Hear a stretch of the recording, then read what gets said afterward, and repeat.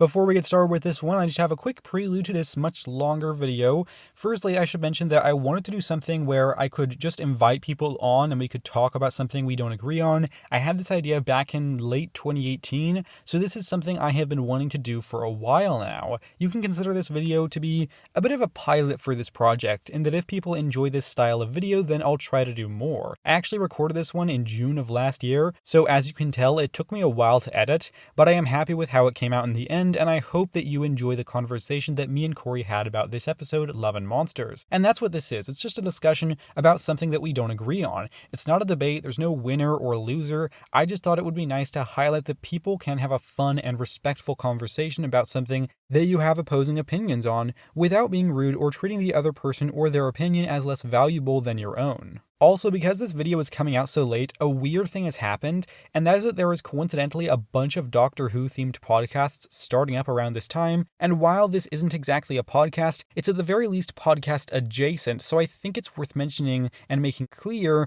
that this is something I've been wanting to do for a while, and it's not a direct response to the surge in podcasts that have been seen the past couple of months. I'm not just doing this for the sake of it, I feel like there is something to be added with this potential series, and we'll just see how receptive people are to this kind of video. If you have any suggestions for how to improve this, I would love to know, and I can't guarantee I'll make another of these, but I do hope to do more in the future, and with all of that said, I've taken up enough of your time, so let's get started with this discussion.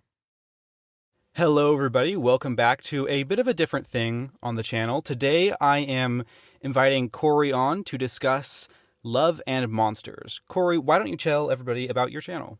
Absolutely, Christopher, absolutely. So yeah, if you don't know who I am Corey. I represent Time of the Whovians United. That is a collaboration channel that makes weird and wonderful things to do with Doctor Who. There's me, George, the leader, Farron, and Jack, who's from Australia. And like I said, we are a collaboration channel that makes all sorts of stuff to do with Doctor Who. You know, skits, reviews, random things, just anything a bit of fun, a bit more creative for you guys at home to enjoy. All right, perfect. So, yeah, be sure to check out Time of the Whovians United. That'll be linked down below, and if you forget, it'll also be at the end of the video, so do be sure to check them out because they have some great content. And one thing I want to say before we get started with this discussion is that me and Corey are just going to be talking about the reasons we do and don't like Love and Monsters, and this is not a debate. It's really just a discussion to highlight how people can, have completely different opinions about an episode and have an entirely respectful discussion. Yeah, Corey, what are your just general thoughts about this story? So, you know what, overall, right, I think it's not as bad as people make out, It's not perfect, it's not super amazing, It's fun, it's adventurous, it's a nice little thing to sit down and watch, It's not like the greatest piece of, storytelling or television or drama in the entire world, but it is what it is, and I like it for that. So fun and adventurous is what I use to describe this story itself. Yeah, that's totally fair. For me personally, it's one of a handful of episodes that up until recently I had only seen once, and that's because the first time I watched it I really didn't like it. And just overall, it's a story that I find very little that I actually like from. I find it to be one that I watch and I'm sitting through it and I'm not totally sure what the story is trying to do. I like some of the elements in it. I kind of like aspects to it, particularly with this person who has very little interaction with the Doctor and sort of the influence that he has on that person. But I think in execution, it is an episode that just kind of falls flat for me. Yeah, I'm not gonna lie. There are times where I'm like, "What'd you do that for?" Or "Why'd you say that? What's going off?" But sometimes I'm like, "Actually, that's quite funny. I like that."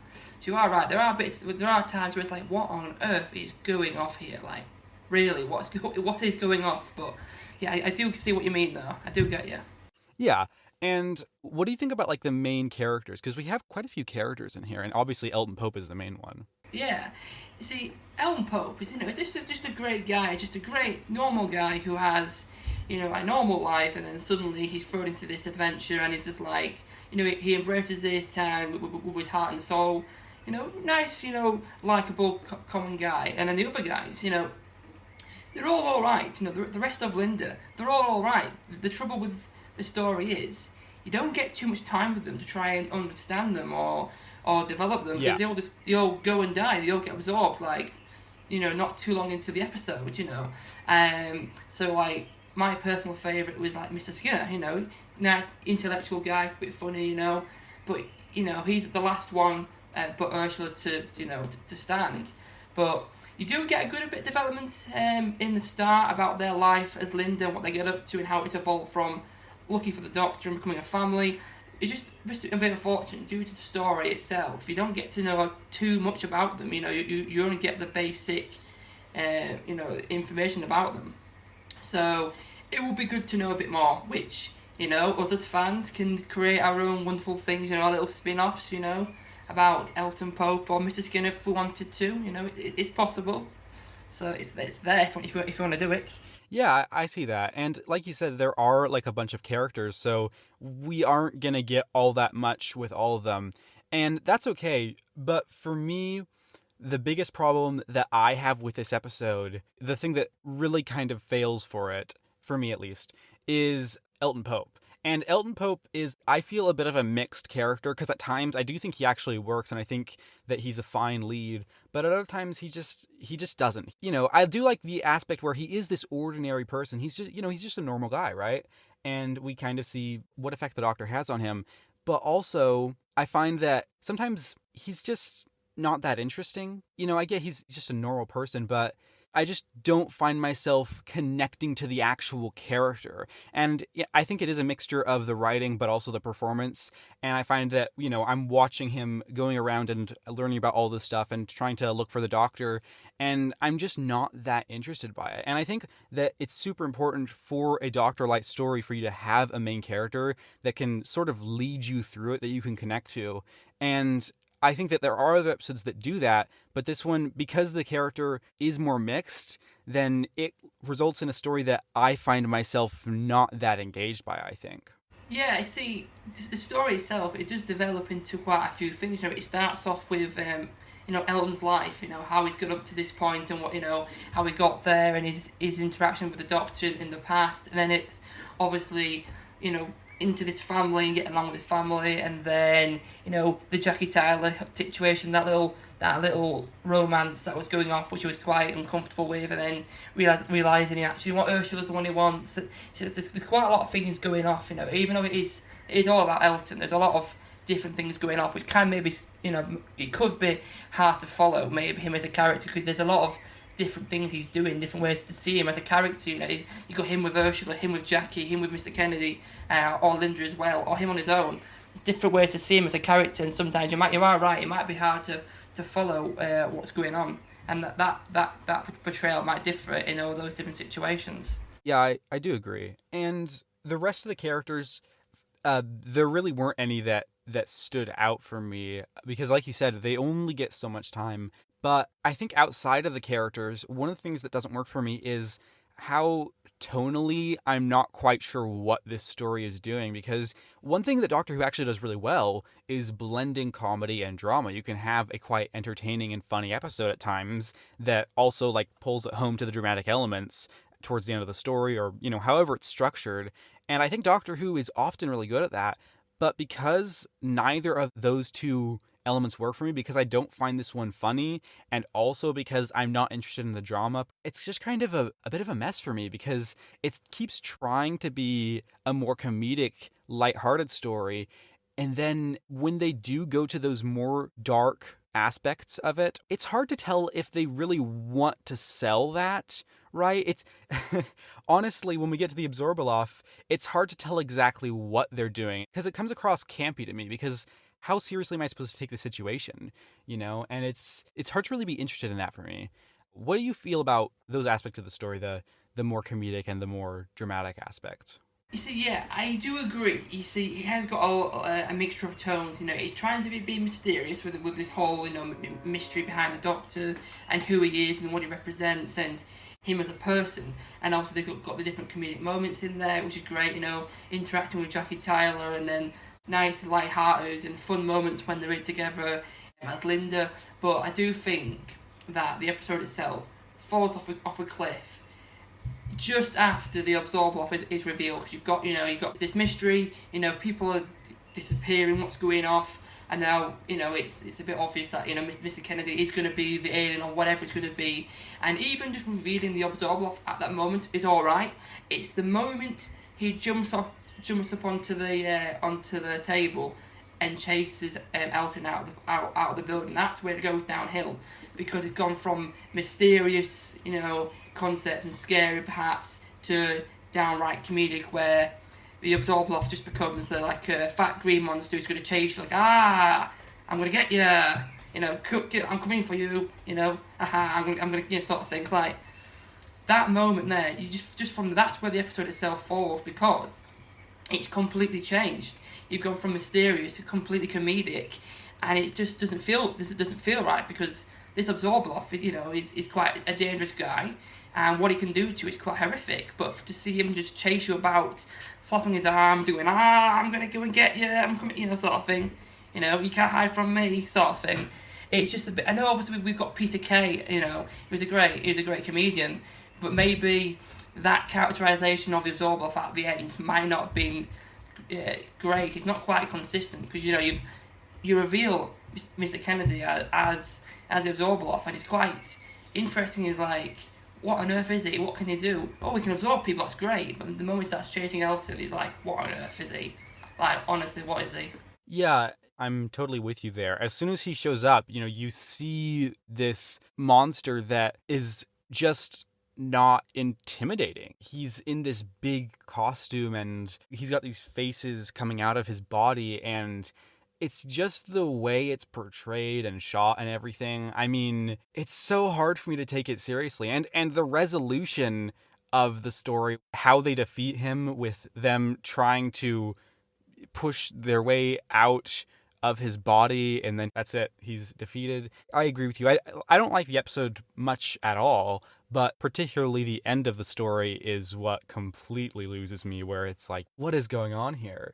What I will say is this, because the first time I watched it, I really, honestly, genuinely hated this story. I was aggressively annoyed throughout. I could not stand it. And I did find, revisiting it, that it was not as bad. I still do think it is a bad episode, but I found that when I rewatched it, I wasn't constantly annoyed throughout, which is, a little bit better. I was able to tolerate it and what it was doing, and I was able to, better see the kinds of things it was trying to do. And I do really like, in concept, how we explore somebody who has briefly encountered the Doctor and who is now in search of the Doctor, and how you kind of have this community of people who are, brought together by that character. I do think there is some nice stuff there in concept, but as we've discussed, the supporting characters, they don't get much time to really develop, and we don't really get to see them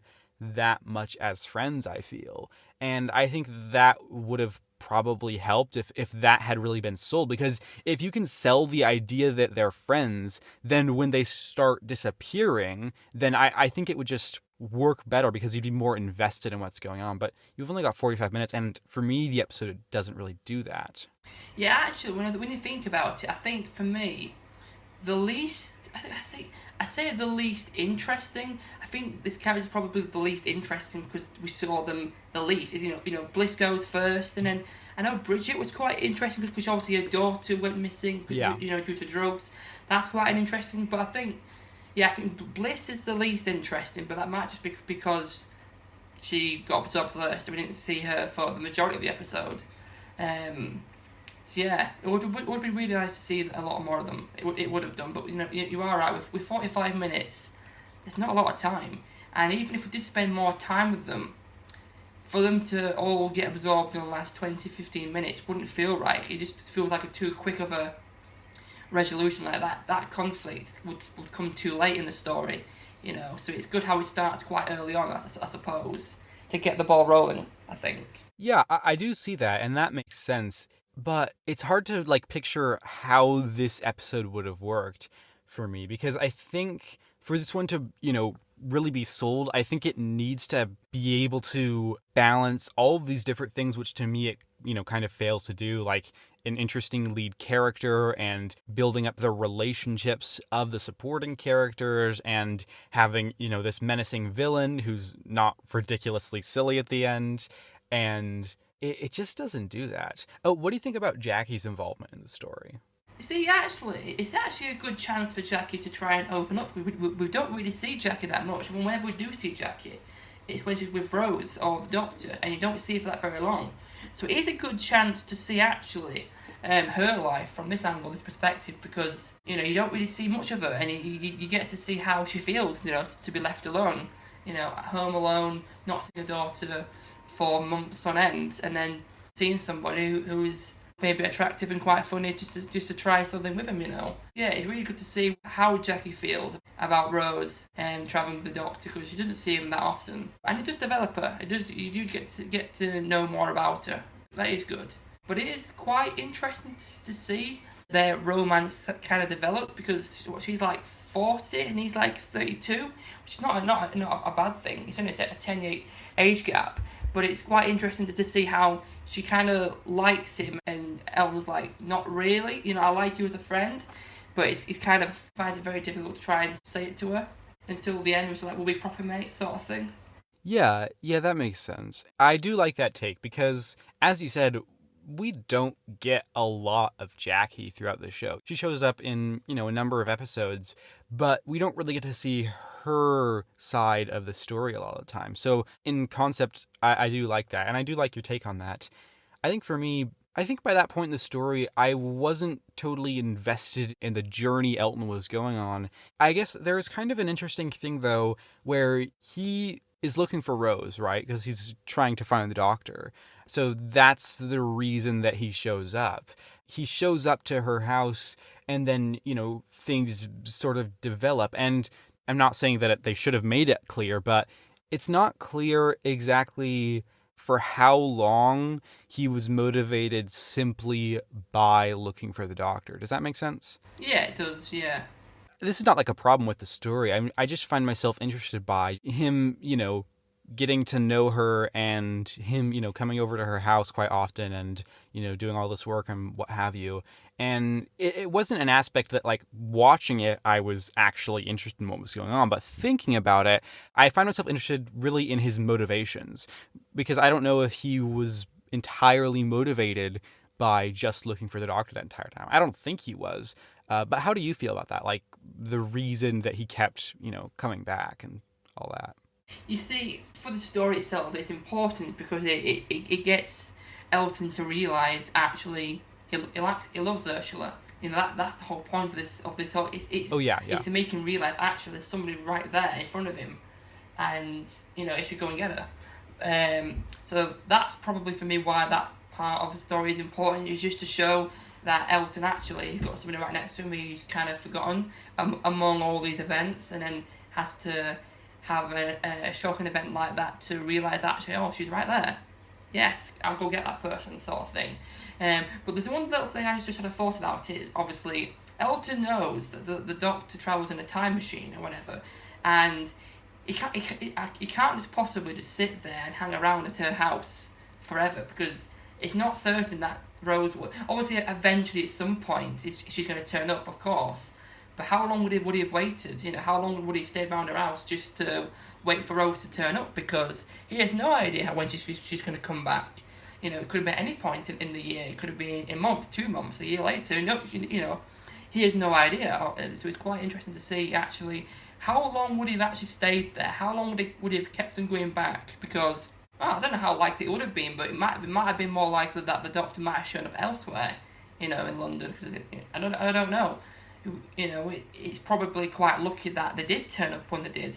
That's just the story itself. But yeah, I wonder how long he would have waited, hung about just to wait for them to turn up, because that was the whole point. He's trying to find the Doctor through Rose, and Rose needs to turn up at some point, otherwise he'll never get to the Doctor. So I wonder how long it would have it would have waited for.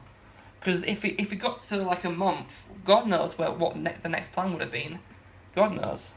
Yeah, and that's kind of interesting how he is motivated going there definitely at the start by, looking for the doctor and looking for Rose. But then that kind of gets into what I feel is some questionable decisions where he continues to show up to her house as she finds out of interest of getting to the doctor and getting to Rose. I do like how she does discover that. Jackie does discover that, and it's something that, she does feel betrayed by, right? Like, of course it's not about me. It's never about me. That was actually one thing that I did think, yeah, that does make sense. Oh, do you want to talk a little bit more about the Absorbaloff? Yeah, why not? You see, I think the concept is pretty cool, just being absorbed by one touch, and then Victor Kennedy making up the eczema excuse, is an interesting term to try and make people not touch him. Like I said, he was a completely good character up until his reveal, because then from that before it was mysterious, we knew nothing about him. As soon as we knew everything about the character, that's when it went downhill. Just probably just too comedic, It should have been a lot more scary. It should have been a bit more menacing, a bit more frightening, rather than just flapping his arms about. I think is when you see him right, he's actually quite a fast guy. He's quite mobile. The movement to get onto the table was pretty quick, and it looked quite a fast guy. I'm not too sure about the effects though. I wonder what the effects of the absorbing, because it's just a flash of light and then they get. Maybe that could have been done differently, maybe, perhaps. Just a bit weird how they just kind of got touched and a bit of a flash of light and then they just sort of shrunk into his finger, into his hand. I don't know, maybe that could have been done a bit differently, perhaps. And you do have this comedic aspect to him because, as we discussed, he's not particularly menacing once we see him in this form. No. And the scene in particular where he's running after, I think he's running after Elton, right? At the very end of the story. It's just so ridiculous, it's impossible for me to take it seriously. And we did talk about this a bit before, but that is definitely the point where I can really not take anything seriously about the rest of the story. Just as a villain, the Absorbaloff, and even what's his name before he's the Absorbaloff? So Victor Kennedy. Yeah, that's right, Victor Kennedy. He's all right. Like, we obviously know something's up and we know he's no good for anybody. It's very clear. But that kind of feeds into this tonally weird stuff where those scenes in which we as the audience find out that he, the villain, is making these people disappear because throughout the story, they keep staying down in the basement and then they're gone. There's this weird sort of tonal thing where, well, it's just a weird moment, really, which kind of feeds into it, where as the characters are leaving, we hear them scream. It just feels like such a weird choice to me because the shot where we see the building as they're walking away, and then there's this really loud scream, it just doesn't work because obviously if we could hear it from that perspective, then so could they. And it's not like a big thing, but it's just like this little moment where it's like, I don't know what that choice was. I don't know. Doctor Who sometimes has weird choices, and it's not that big of a deal, but I just wanted to point that out because I just thought it was a bit strange, really. Actually, as well, on the disappearances as well, Victor's excuse is like, oh, Bliss, she's getting married. Oh my God, yeah. I don't think the reasons for disappearing is bad, but maybe had he not said anything, it just kind of makes it suspicious that he was the last person to see them all before they disappeared, randomly.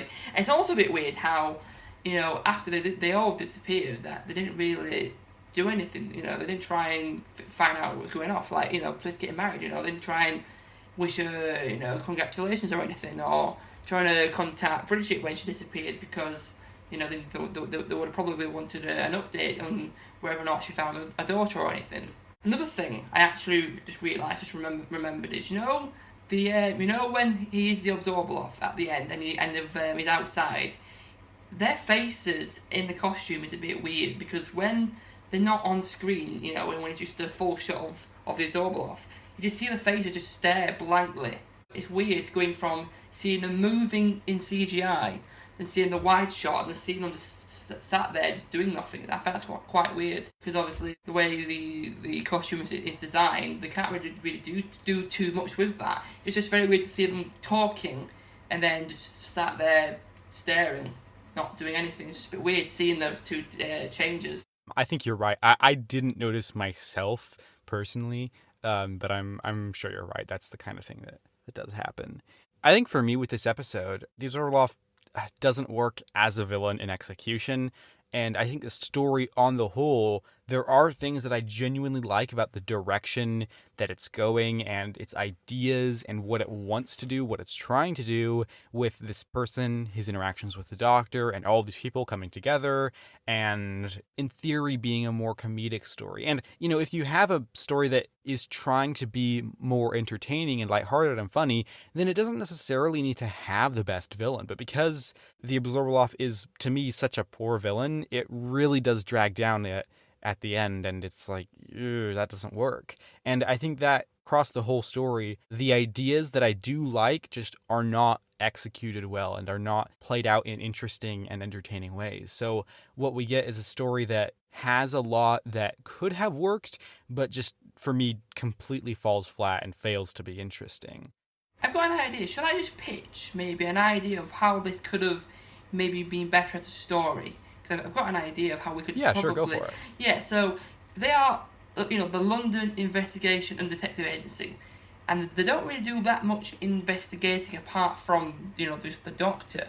So why not perhaps it could be a two-part story, one-part story where there are disappearances in London and they go as a team, investigating them. Maybe perhaps frontlined by Victor Kennedy, who secretly wants to find the doctor as a secondary motive. And, it's them going through London trying to put it together and trying to figure out how these people are disappearing. Perhaps they do get picked off one by one somehow, and then there is the final face-off with the Observer at the end, maybe. Because then you get more time with the characters and get to develop them a bit more and see them in action. Just really, in that building, they just sat there talking. There's actually something else that also I find a bit weird is, as soon as Victor turns up, it's like they're in school. Like, he's in charge. They're at desks. They're doing work at desks. Like, that's very weird. Like, you're adults. You're supposed to be at work. Why are you sat at a desk doing work for a random guy who just turned up one day? It's a bit weird, isn't it? Like, they just go, sure, mate, we'll do what you say. Yeah, it's fine. Yeah, we'll do that. We'll completely abandon all the things we were doing. Yeah, you're right. We'll just do what you say. It's fine. Yeah, you're in charge. It is very weird how he just turns up out of the blue and then all of a sudden, they just do everything he says. That is a bit odd. But I do think maybe they could have investigated disappearances, perhaps. Maybe the Observer just needs to eat people just to survive, and whilst he's there, maybe... Well, actually, right. See, he needs the doctor to turn up. Perhaps he's in London, making people disappear. Maybe the doctor will notice or find out, and that's how he's going to try and draw them out, perhaps. And maybe he could try and use Linda as a way to get into him, perhaps. Maybe. Perhaps. I'm not too sure when you would introduce Victor Kennedy, if you would at all, maybe. Not too sure, but I think maybe it's a two-parter, perhaps, with them actually investigating the city, perhaps. Might have worked more. Maybe, I don't know. Just an idea that just came to my head just now. Yeah, and what I would say is I agree with you that a lot of these things, for them to work, some of them I think just need to be handled differently, but some of them I do think, you just need to be able to actually care about these people. And one of the things the story does is it really just tells you, oh, this is the villain. And like, particularly early on that, oh, he's the bad guy, Victor Kennedy. These people are disappearing when they stay down there, and then there's the big scream and everything. So I think that if the story had tried to hide that, and I don't think it is, but if it had tried to, maybe it just would have been a bit more interesting, because it kind of gives away its hand. It just lets you know what's happening. It's like, okay, he stays down here with a person and they disappear. And if it had made the circumstances of their disappearance maybe a little bit more mysterious, and hadn't said, oh, Victor Kennedy is the one that's making them disappear, it might have made it a little bit more surprising when we do see the Observer in whatever form that would be.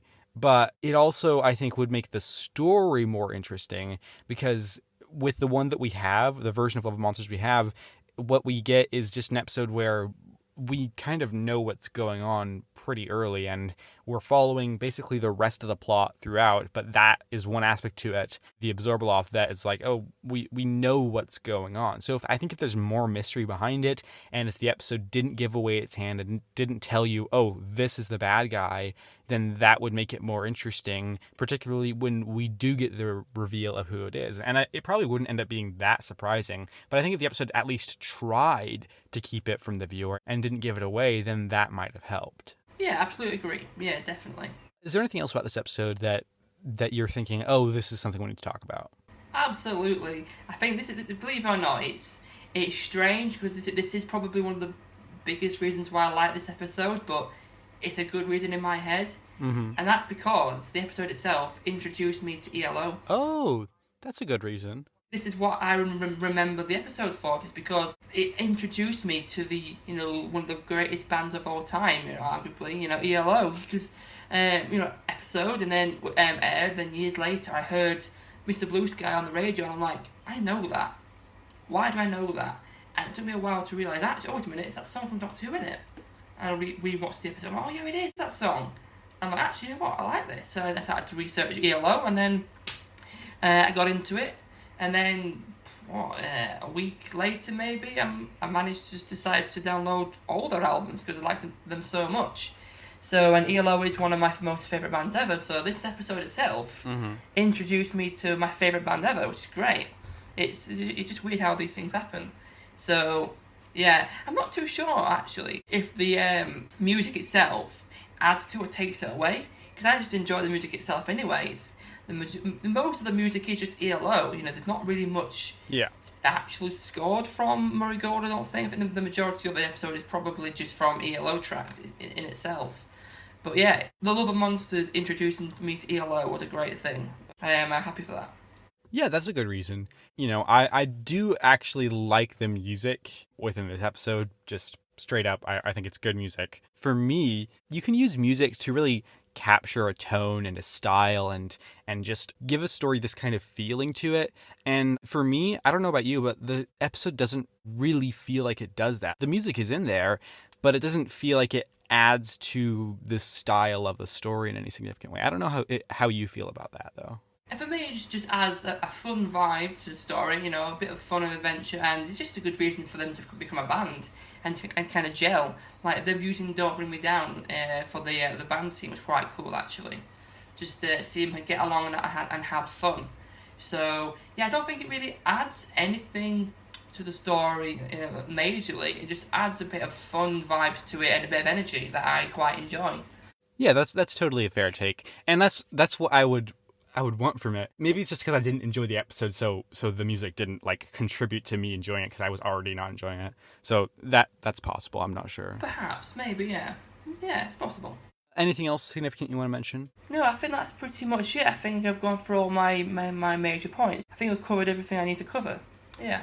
Let's just do a quick wrap up about our thoughts on the episode. And I'm going to go first because you're much more positive about it, so that way we can end on a more positive note. So for me, from beginning to end, it just continually gets less interesting and I get less invested in what's going on. I don't find myself attached really to any of these characters, so I don't find myself caring about what the story is doing by nature of caring about the characters, and I don't actually find the story that interesting itself, so it's not really holding up on its own right for me. It's not absolutely horrendous, but I just can't find myself genuinely caring at all about the events of what's going on in this one as these people disappear, and particularly once we get towards the end, we get this Absorbaloff, which is just honestly one of the worst villains in the show because it's so hard to take the Absorbaloff seriously. So I just find myself not really caring that much, and then going from bored to just by the end just wanting the story to be over. And I like the ideas in this one. I think that it has some interesting concepts, and I definitely think it could have been a good one. And I like where the story is coming from, but definitely the way that it's executed to me, doesn't work, and I find that this is a very weak episode of the show, because the things that I've talked about that I do like about the story are, as I've said, just the concepts, but the way they're played out doesn't work. And there are things that I actively dislike about the story, like the villain and everything to do with the ending.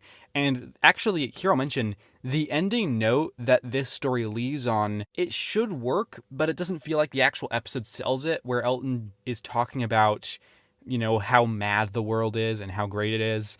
It doesn't feel like what he's seen in this story actually sells that note that it ends on. That's another thing that didn't quite work for me, where the episode is trying to go for this thing, but it fails to really work. Those are my thoughts overall. It is a bad episode for me. There are some things that definitely could have been good. So yeah, Christopher, I agree with your criticisms. The criticisms that we have both identified, I do think are fair. It's the ending of the story itself. That's where it falls down a cliff. That's where the tone changes, and that's where the story just falls apart. We had loads of build up, a load of mystery, and it gets to that point, and it goes really silly. It goes really weird, and it just doesn't feel like the right ending. It just doesn't feel like. It just feels like it's a tale of two halves. The first half is great build up of mystery, and then the end's just kind of thrown out the window. Here it is. It's fell on the floor and flat on its face. But for me, the most important part is it's fun. It's an easy sit down episode. Just sit down, light-hearted, bit of fun, bit of adventure, bit of something to enjoy and laugh at. Because the story itself, it was only designed around a character that was submitted into a competition by a kid. So just sit there, laugh at it. Have a bit of fun. It's not the best thing in the world. It's not great TV. There's a lot better out there. There are some perhaps worse ones out there as well. But just enjoy it for what it is and what it tries to do, and just go along with it. For me, just try to go with it and enjoy what you can. Yes, that's pretty much what I use to round it up. All right, great. So that's our discussion of Love and Monsters. Now we're actually going to move on to the next part of this, which is the questions. And this is entirely removed from the Love and Monsters discussion. Now this is just about you, Corey. I just have a few questions. Firstly, when did you start watching Doctor Who? Right, so I started watching in 2005. To my memory, I believe I missed Rose. I think I jumped on at The Unquiet Dead. I don't recall seeing Rose, and I don't recall seeing The End of the World. I think just one day, I think we'd moved house, I think, at this point. We moved house, I turned the TV on, and I'm like, oh, what on earth is this? And my parents are like, oh my god, Doctor Who's back. Wow, it's back. And I'm like, Doctor Who? What are you on about? And it did a good job of making me into a fan, because by the finale I was hooked. I probably knew everything I needed to know about Doctor Who. I was like, got on my computer, I researched I knew everything about the Doctor, the Master and stuff. I knew the basic concepts of it all. I was, to be fair, pretty shocked when Christopher Eccleston regenerated, even though I had researched that he can regenerate. I just didn't realise it would happen so soon. So, 2005 is when I was, 6, maybe 7, I think. Is that right? So it's 15 years ago? I think that's a good first episode. Do you like that episode, Unquiet Dead?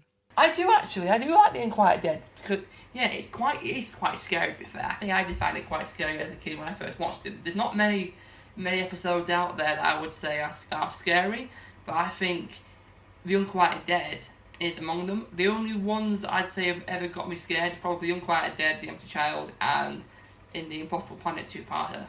So I did really like The Unquiet Dead. It's scary, tense, and you got Charles Dickens. Learn about Charles Dickens.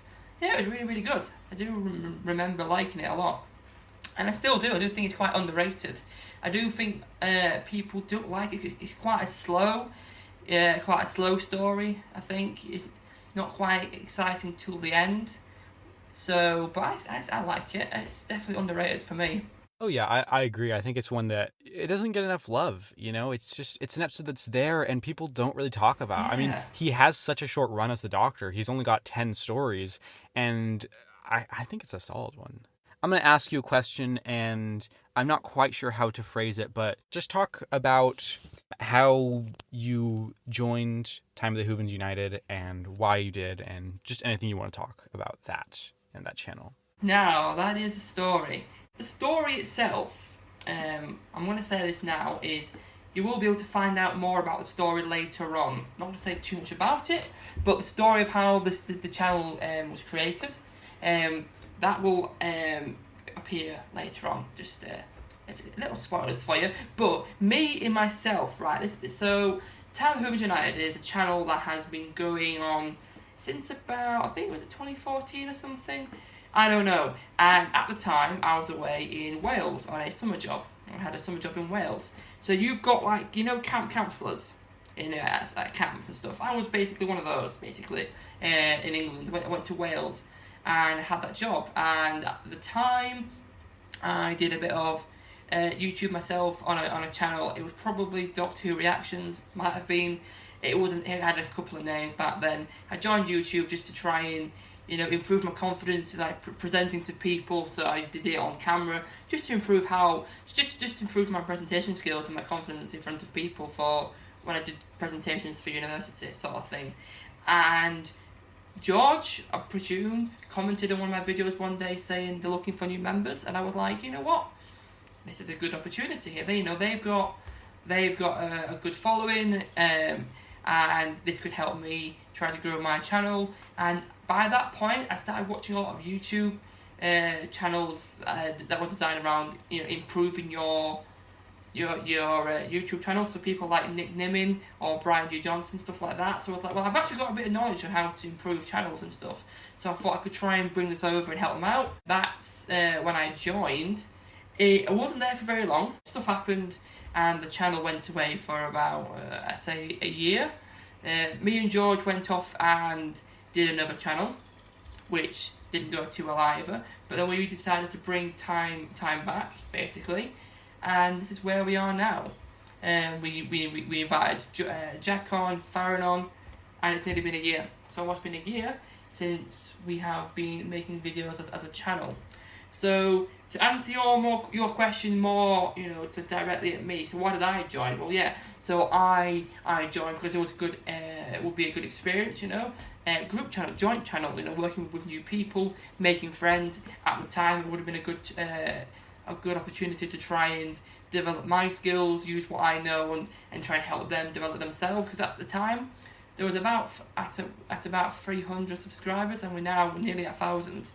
It's quite mad to see how far we've grown since we came back. You know, a bit of fun, bit of something on the side, you know, a bit of a hobby, and just like I said, just develop my presentation skills. You know, speaking in front of people, trying to be more clear and more assertive and more, you know, be able to. You know, be more loud and be able to project my voice and stuff like that. So yeah, you will find out later on about, you know, more specifics in the story itself. But that's, without saying too much, that's basically how I got onto the channel and how we got to where we are now. Yeah, that's quite interesting, actually. Is it right? I think I remember George saying that you make the thumbnails. Is that correct? I do make the thumbnails. Yes, I do make them. Oh, great. I always have struggled with thumbnails, and I constantly work to make them better. And I saw your thumbnails, and they're very, like, consistent, and you've got sort of a structure to them, and I really like your thumbnails.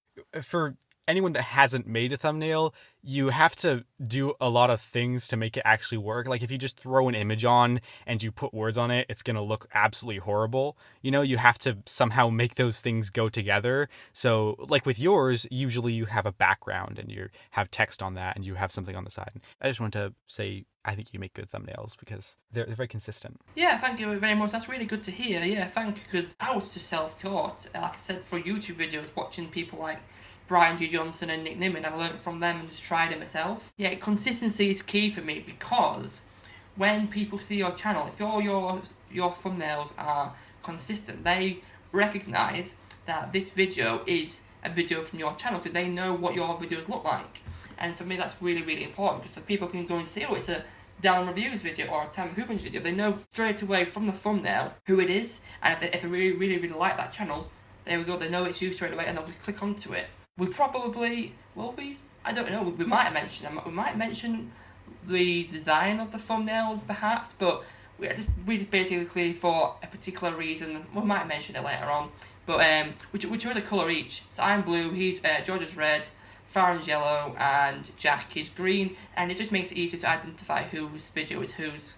But yeah, thank you for that. I really do appreciate the good feedback, because I am a perfectionist. I can't stand still and stop where I'm at. If I think there's a problem, I'll try and sort it out. And these thumbnails have gone through changes after change after change.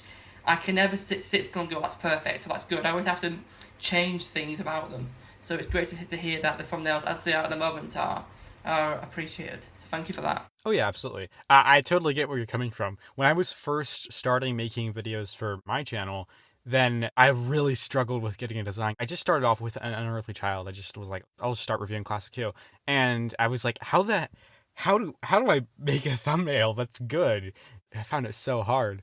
When I was just like trying to come up with a design, and what I have actually done is it could be better, but I just went through a lot of iterations of, oh, let's try to improve it this way or this way or this way. And every time I'm moving on to a new doctor, I'm like, okay, I'm going to change up the thumbnails and improve it in a certain way. So I'm actually going to be starting with John Pertwee. Well, I've already seen it, but I'm going to be starting the reviews of John Pertwee, I think in August or September. And I'm going to be changing the thumbnails then to what I think is going to be a better design, because I'm trying to improve them. So I totally get what you're saying about constantly not being sure if that's quite right or just, ways to improve it. So I totally get you. So this one is not going to be a surprise for me at all, but maybe for some of the people watching, we'll see. Who's your favorite Doctor? The third Doctor, John Pertwee.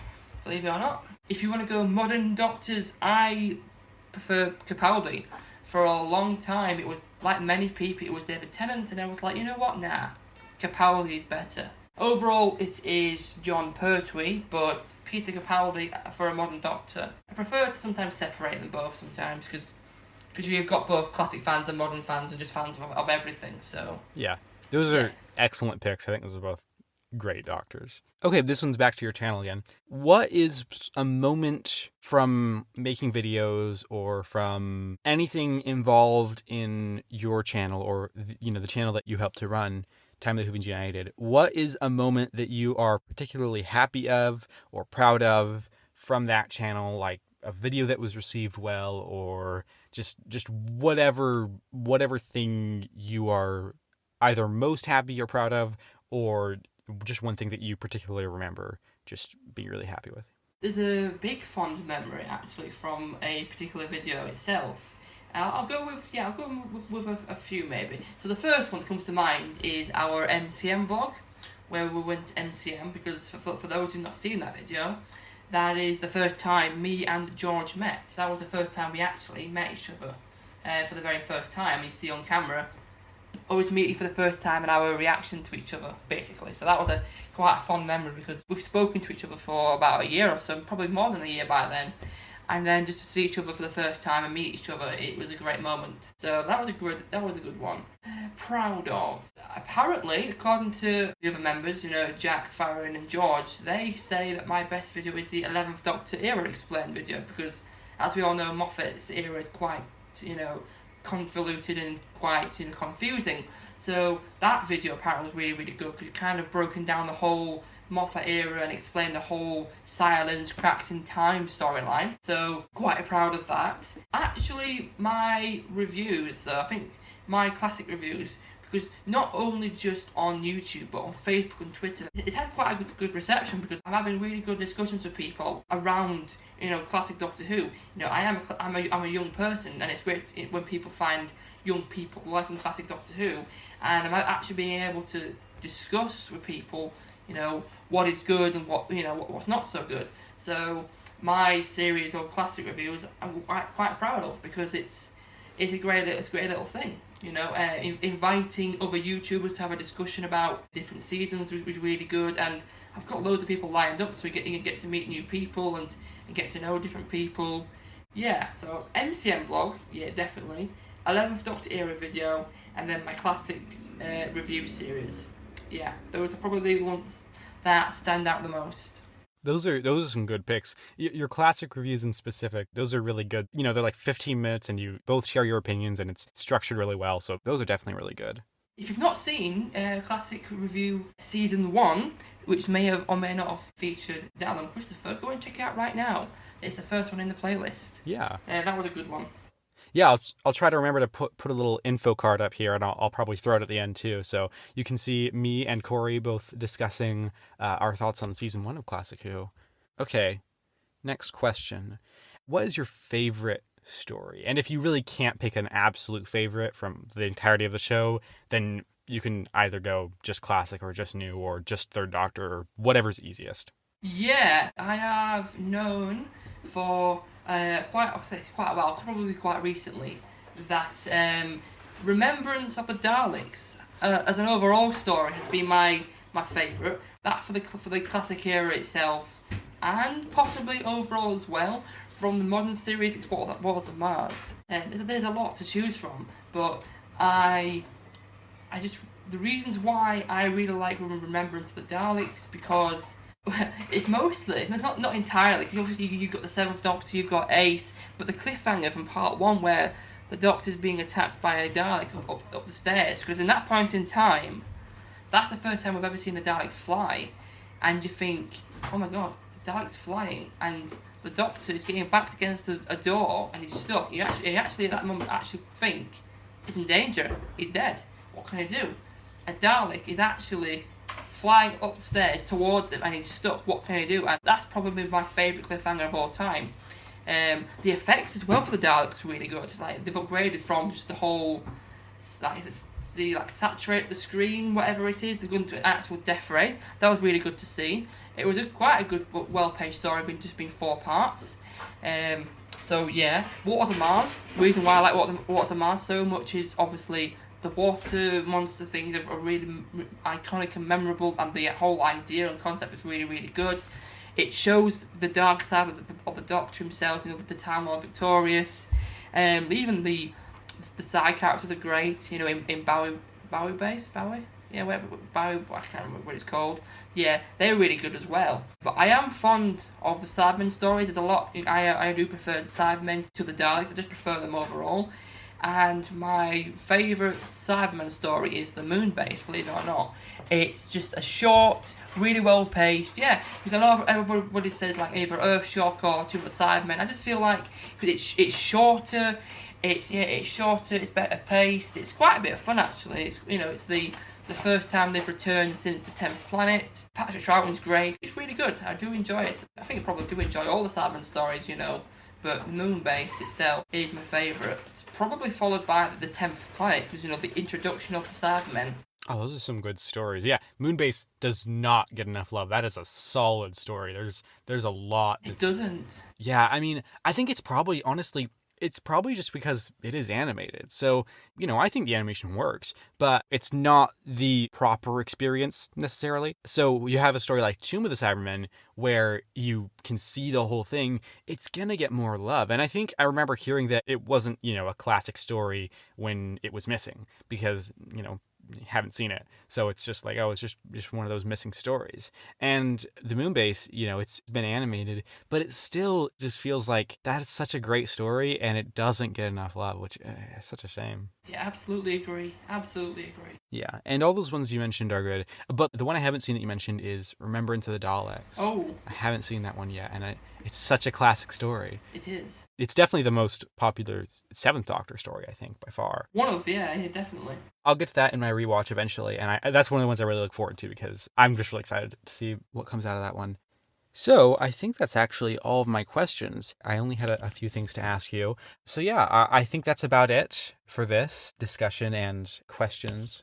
Do you have anything else you'd like to say to the viewers at home? Yeah, why not? Obviously, we've just hit 950 subscribers, so if you could subscribe and get us to 1,000, that would be really, really appreciated. It's quite mad to see how we've developed since we came back almost a year ago. So if you could do that, go on, just come and check us out and have a watch, and if you feel like subscribing, go and do that. Same for Christopher, if you're new to this channel, just check him out. There's not many people out there who do make classic Doctor Who videos or just primarily classic Doctor Who videos, and his reviews are great. So if you are new to classic Doctor Who and you want to see some reviews, go and check him out because there's not many people out there who do it, and his are just great in general anyway. So yeah, thank you so much for watching this video. Hope you enjoy it. Go watch the Moonbase. Yes. Go watch the Moonbase. Great story. It is underrated. Go watch the Moonrace, please do. And please also watch Love and Monsters, because again, it is also underrated, but that's your choice.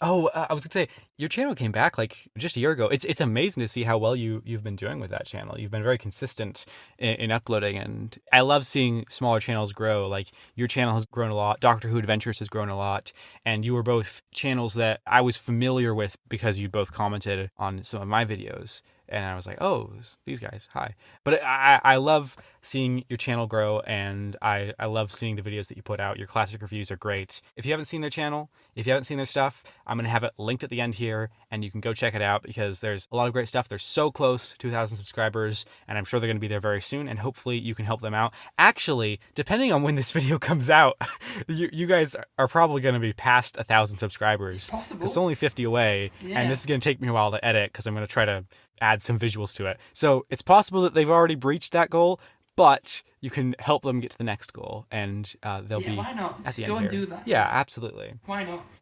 So that's all for today. Thank you so much, Corey, for joining me for this discussion. I had a lot of fun. It's great to hear other people's thoughts on episodes you don't like, because as I said, I don't like this episode, but I do understand, why it is an episode that I think it's fair to say it's under a little bit of reappraisal, at least with some people, where it's like, okay, you know what? Maybe it's not as bad. And yeah, that's all we have for today. Thank you so much for watching. Again, Time of the Whovians channel. It's right here. You can check it out now. I hope to see you guys around soon, and I hope that you will see them around soon, Corey and everybody else on that channel over there. If not, that's absolutely fine. Just know that I appreciate your time here today. And with that said, thank you very much for watching. Take care and have a lovely week. See ya. Bye.